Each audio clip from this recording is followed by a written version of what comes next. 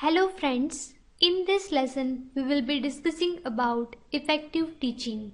There are 5 teaching tips like the learning climate, psychological size, the teaching buzz, questions like staying in the paint and one more thing. Here you can see the teaching triangle, the learning climate, the atmosphere of the teaching setting. Do the learners want to be there? Is it a fun, dynamic, stimulating place? Is there active learning going on? And is I don't know an acceptable answer? Let's see how to set a good learning climate. First, take a minute to humanize things. Admit your own limitations. I remember how I struggled with this as a student. That's a great question. Let's find out. Use the learner's name. Avoid embarrassment and ridicule.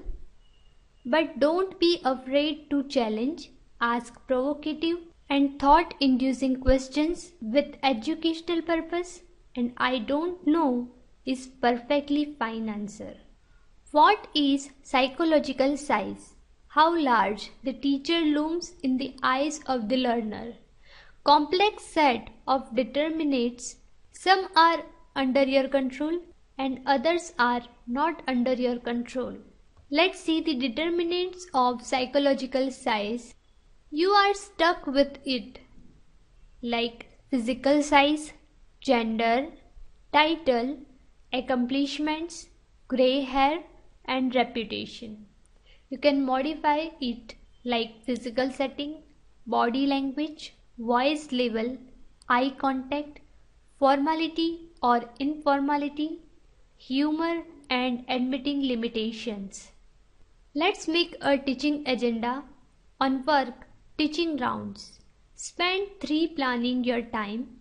Required elements like time to set learning climate, time for patience, perhaps not all of them now, contingency time, teaching time, should it be first or last?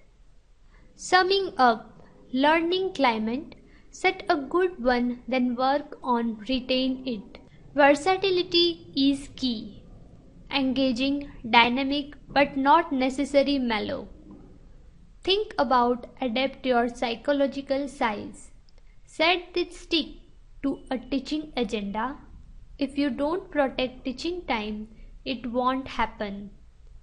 Ask good, interesting and provocative questions. Don't forget the 3-second rule and your internal rep. You can get away with it with a positive view. Let's see some lecturing tips like engage the learners. Take time to make them hungry for content. Promote active learning. Give them a roadmap. Enumerate clear transitions. Limited agenda. They will only recall 3%.